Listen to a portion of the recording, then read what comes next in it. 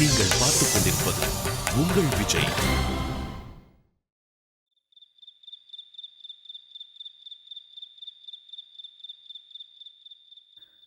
நீங்க என்ன யோசிக்கிறீங்கன்னு புரியுது. இன்னைக்கு நான் ஏன் மத்தியானம் வீட்டுக்கு சாப்பிட வரல, ஏன் இங்கே தூங்குறேன் தானே? அது ஏன்னா இது வந்து பண்டிகை சீசன். உங்களுக்கு இது எவ்வளவு முக்கியம்னு தெரியாம இருக்கலாம். ஆனா எனக்கு இதான் சந்தியா வாழ்க்கையே. ஸ்வீட்டு கடைக்காரன் இப்படிதான் இருப்பான். இன்னும் 4-5 நாளைக்கு இதே கதை தான். ரொம்ப லேட் ஆகும்.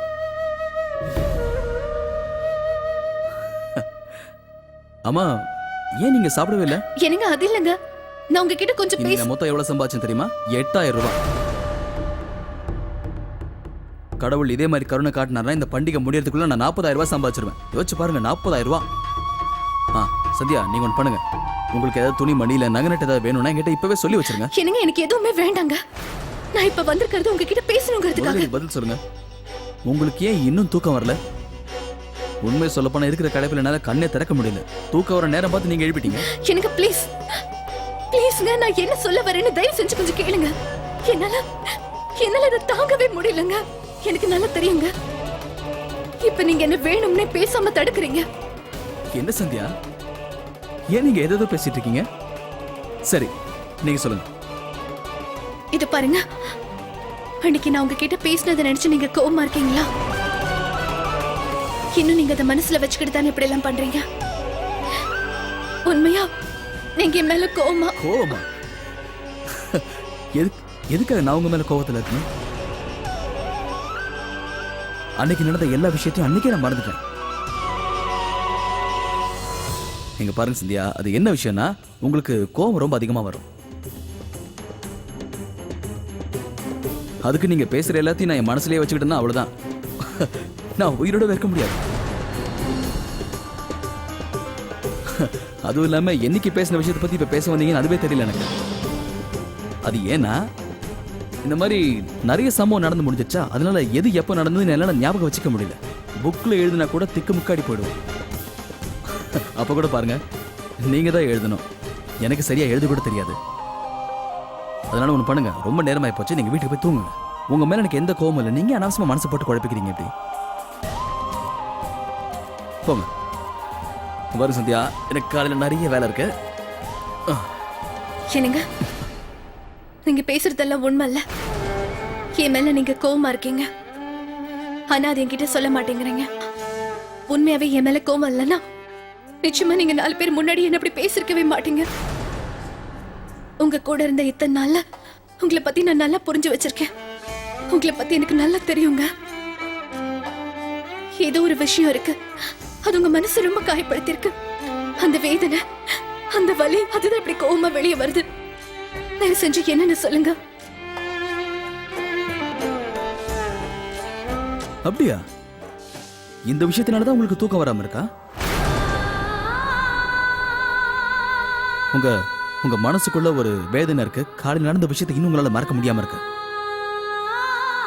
மனசுல இருக்கிற இந்த கோவத்தை என் மேல காட்டலனா உங்களால சரியா தூங்க முடியாது. அதனாலதான் நான் கோவமா இருக்கேன்னு சொல்லி உங்க மனசுல இருக்க எல்லா கோவத்தையும் என் மேல கொட்டிட்டு போறீங்களா? என்ன நீங்க தப்பா புரிஞ்சு? என்ன புரியல? அடுத்தவங்க கஷ்டம் உங்க கண்ணுக்கு தெரியாதா? எப்பவும் உங்களோட வேதனை மட்டும்தான் உங்களுக்கு பெருசு. காலையில இருந்து ஒரு மனுஷன் கடையில கஷ்டப்படுறானே, ஒரு டீ வேணுமா, காஃபி வேணுமா, ஏங்க நீங்க ஏதாவது சாப்பிட்டீங்களான்னு வந்து கேட்கறதுக்கு மனசு வந்ததா? அது தோணல. நீங்க கேட்க போறீங்க. நான் நல்லா இருக்கிறத விட உங்க சந்தோஷம் தானே உங்களுக்கு எப்பவும் முக்கியம். உங்க வேதனை தான் பெருசு.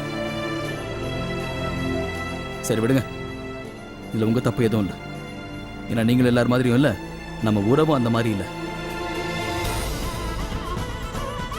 அந்த மாதிரி இருக்கும்போது நான் எப்படி அதெல்லாம் எதிர்பார்க்க முடியும்? நான் வேணா ஒன்னே ஒன்று சொல்றேன்.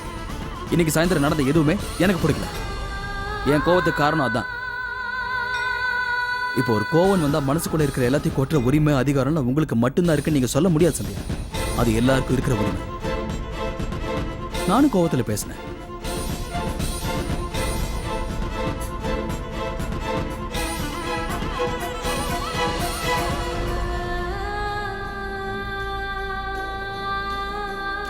நீங்க கொஞ்சம் பெரிய மனசு பண்ணி எனக்கு அனுமதி கொடுத்தீங்கன்னா கொஞ்ச நேரம் நான் தூங்கலாமா? இல்லை, ஏன்னா பொழுது விடிஞ்சதுலேருந்து இருட்டுற வரைக்கும் எனக்கு வேலை இருக்கு. அதுக்காக தான் கேட்குறேன்.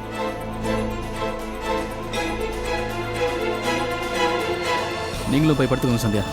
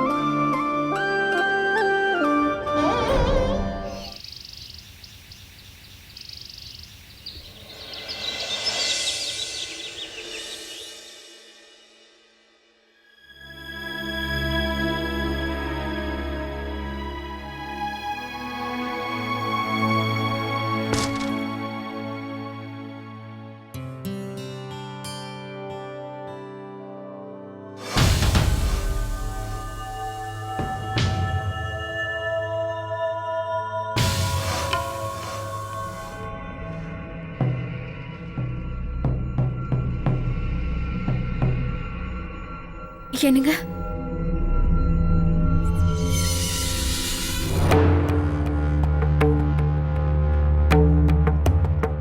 என்னங்க, நான் ட்ரெஸ் சேஞ்ச் பண்ணணும். நீங்க கொஞ்சம் வெளியே.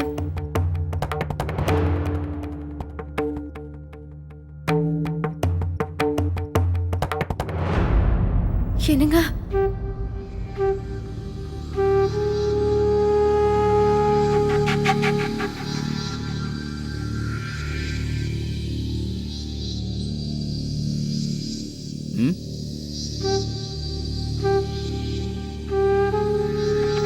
தயவு செஞ்சு நீங்க கொஞ்சம் வெளியே. எதுக்கு?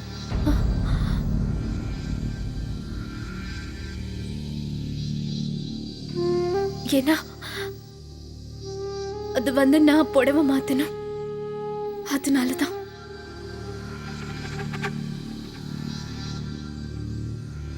நான் கூட அவசரமா ரெடியாக வேண்டியிருக்கேன். கடைக்கு சீக்கிரமா போனோம். நீங்க எப்படி ரெடி ஆகலாமே? யார் வேணான்னு சொன்னாங்க? அது மட்டும் இல்லாம என் மனசுல தப்பான எண்ணம் இல்லை.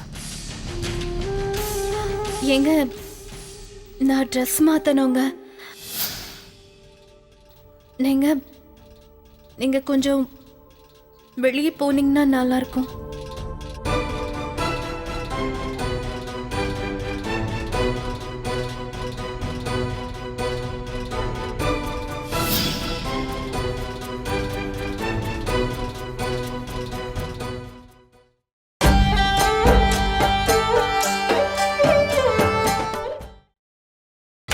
நீங்கள் பார்த்துக் கொண்டிருப்பது உங்கள் விஜய்.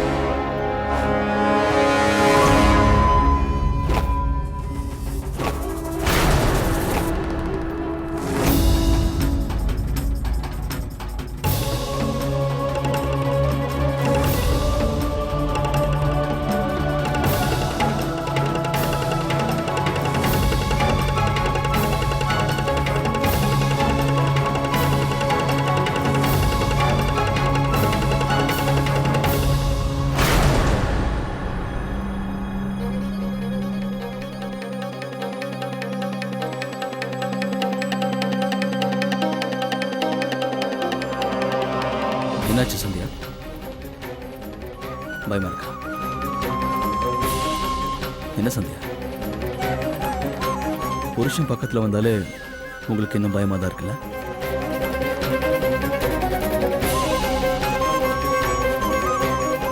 நான் உங்க புருஷன் தானே? இந்த உரிமை கூட கொடுக்கலன்னா எப்படி?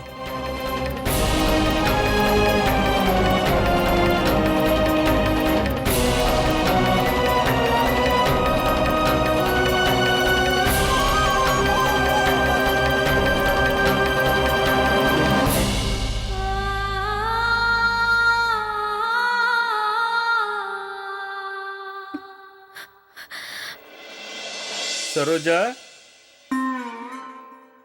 சரோஜா, என்னங்க? நீ என்ன நடு ரோட்ல நிறுத்த போறியா? என்ன வளர்றீங்க? நான் எவ்வளவோ கஷ்டப்பட்டு ஒவ்வொரு ரூபாயா சேர்த்து பொருள் எல்லாம் வாங்கினா அதை பத்தி கவலைப்படாம தூக்கி போடுறியா? இப்ப என்னாச்சு? என்ன ஆச்சுன்னு இப்படி அமைதியா கேட்ட எப்படி? என் பொருள் மேல எந்த அக்கறையும் உனக்கு இல்லல்ல? நான் பேசுறதெல்லாம் கேட்டுக்கிட்டு இருக்கியா? எனக்கு தெரிஞ்சவரை நான் கேட்டுட்டு தான் இருக்கேன். ஆனா நான் கேட்கலன்னு உங்களுக்கு தோணுதோ என்னவோ? சொல்லுங்க, இப்ப என்ன நடந்துச்சு? ஆ? என்ன இது? ஏன் என்ன கேட்காம இதை கொண்டு போய் ரோட்ல போட்ட? இது கிழிஞ்சிருக்கு பாருங்க. இது ஒண்ணும் கிழியல, இது சின்னதா கிழிஞ்சிருந்தது. நீ தான் இதை வேணும்னு பெருசா கிழிச்சிட்ட. இதை தைச்சு நான் 6 மாசம் போட்டிருப்பேன். கடந்த 6 வருஷமா 6 மாசம் வச்சு ஓட்டியிருக்கேன், 6 மாசம் வச்சு ஓட்டியிருக்கேன்னு சொல்லிட்டு இருக்கீங்க. இத கேட்டு கேட்டு என் காதே புளிச்சு போயிடுச்சு. நீங்க எதுக்கு இங்க அடிக்கடி இந்த செருப்பு கடைக்கு போயிட்டு வந்துட்டு இருக்கீங்க? உங்களுக்கு பீடா சாப்பிடணும், அதுக்காக செருப்பு தைக்க போறேன்னு சொல்லிட்டு போயிட்டு வரீங்க. எப்ப பார்த்தாலும் பிரச்சனை பண்ணிக்கிட்டே இருப்பல என்கிட்ட. இப்ப எங்க போயிட்டு இருக்க? அம்மா, நான் காலேஜுக்கு போயிட்டு இருக்கேன். வேற எங்க போக போறேன்? இவ்ளோ சீக்கிரம் கிளம்பிட்ட? காலேஜ நீதான் கூட்டி பெருக்க போறியா? இல்லம்மா, இன்னைக்கு எனக்கு எக்ஸ்ட்ரா கிளாஸ் இருக்கு, நிறைய படிக்க வேண்டியது இருக்கு, அதனால தான் சீக்கிரமா போறேன். நல்லா போய் சொல்றேன். நான் போகட்டுமா? உன்னையும் சீக்கிரம் ஒழுங்கான வழிக்கு கொண்டு வரணும். போ. இன்னும் எத்தனை நாளைக்கு இந்த எக்ஸ்ட்ரா கிளாஸ் போகுதுன்னு பாக்குறேன். ஊர் சுத்தறதுக்காக கிளம்பி போறேன். சூர்யா, அம்மா, ராத்திரி உன்னோட பாட்டி போன் பண்ணியிருந்தாங்க. நம்ம சவிதாக்காக ஒரு நல்ல இடத்துல மாப்பிள்ளை பார்த்திருக்காங்களாம். ஊர்ல அந்த பையன் மார்பிள் வேலை செஞ்சிட்டு இருக்கானா. அவன் இன்னைக்கு நம்ம ஊருக்கு வந்திருக்கானா. அத்தை என்ன சொன்னாங்கன்னா, ஒரு வாட்டி பையனை பாத்துற சொன்னாங்க. ஆனா அம்மா, எதுக்குமா திடீர்னு? நம்ம சவிதா இன்னும் படிக்க வேண்டியிருக்கு, அதுவே இன்னும் முடிக்கலையா அவ? ஐயோ, படிச்சு முடிச்சு அவ என்ன அந்த பிரம்மனுக்கு கணக்கு வழக்கு எழுதுற வேலையை பார்க்க போறா? அதுவும் இல்லாம அவ படிப்போட கடைசி வருஷம் தானே இது. இப்பவே பார்க்க ஆரம்பிச்சாதான் நிச்சயதார்த்தம் கல்யாணம் எல்லாம் முடியறதுக்கு எப்படியும் 1 வருஷம் ஆயிடும். இங்க பாரு சூர்யா, இப்பெல்லாம் நல்ல சம்பந்தம் கிடைக்கிறதே ரொம்ப கஷ்டம். கிடைக்கும் போதே அதை பத்தி நாம யோசிக்க ஆரம்பிச்சிடணும்.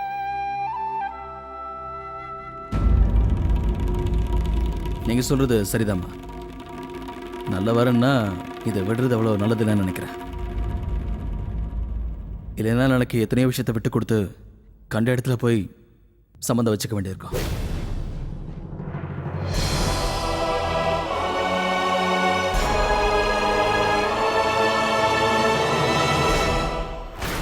நம்ம சவிதாவுக்கு மாப்பிள்ளை பார்க்க நம்ம இன்னைக்கே போகலாம்.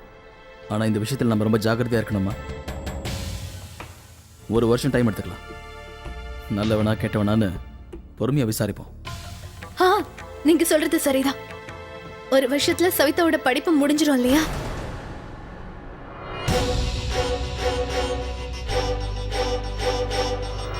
இங்க பாரு சூர்யா, சவிதாவோட படிப்பை பத்தி எல்லாம் நான் யோசிக்க போறதில்ல. அதுவும் அந்த மாப்பிள்ளை வீட்டுக்காரங்க பொண்ணை படிக்க விடுவாங்களோ படிக்க விட மாட்டாங்களோ நமக்கு தெரியாதுல்ல. இனி எல்லாமே அவங்க இஷ்டம்தான். ஆமாம்மா, நீங்க சொல்றது சரிதான்.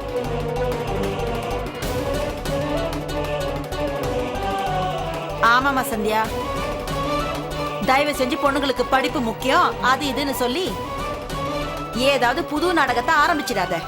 இப்பதான் மாப்பிள்ளையே பார்க்க போறோம், பேச்சுவார்த்தையும் ஆரம்பிக்க போறோம்.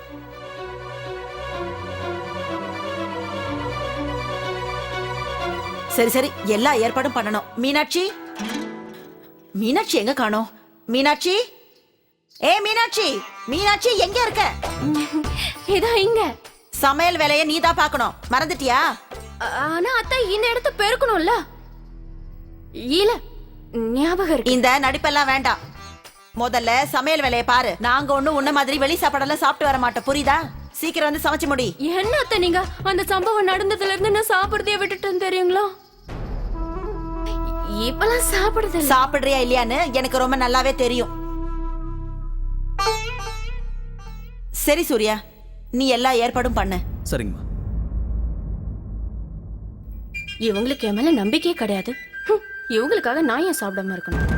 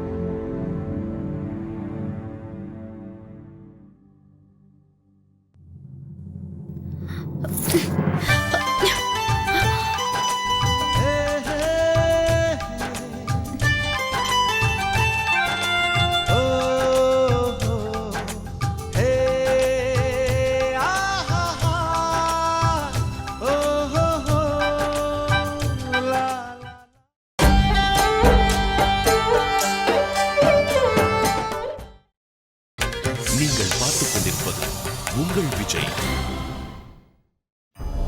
தயவு செஞ்சு மன்னிச்சிடுங்க, நீங்க வந்ததை நான் கவனிக்கல.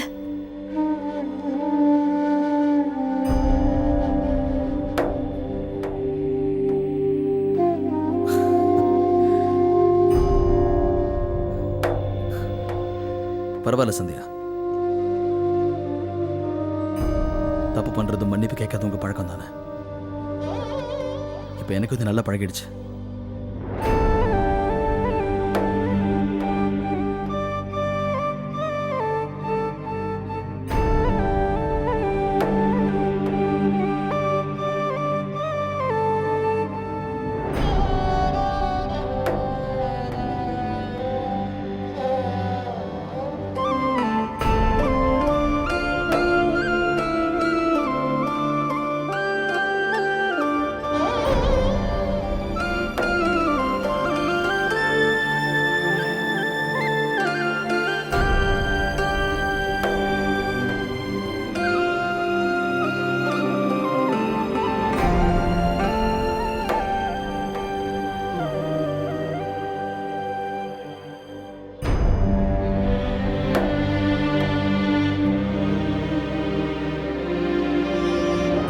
என்னங்க?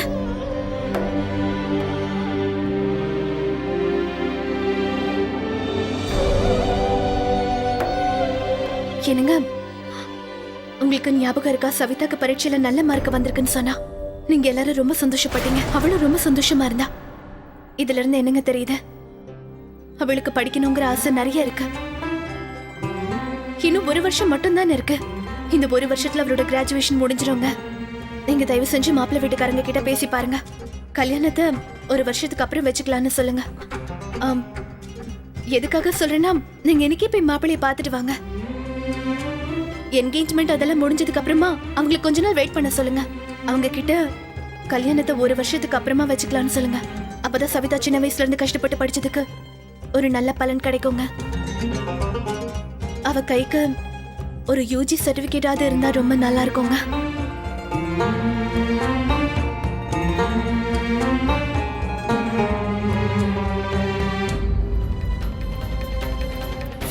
சந்தியா, ஒரு டிகிரி கைக்கு வரதுனால சவிதாவோட வாழ்க்கையில அப்படி என்ன மாற்றம் வந்துட போகுது?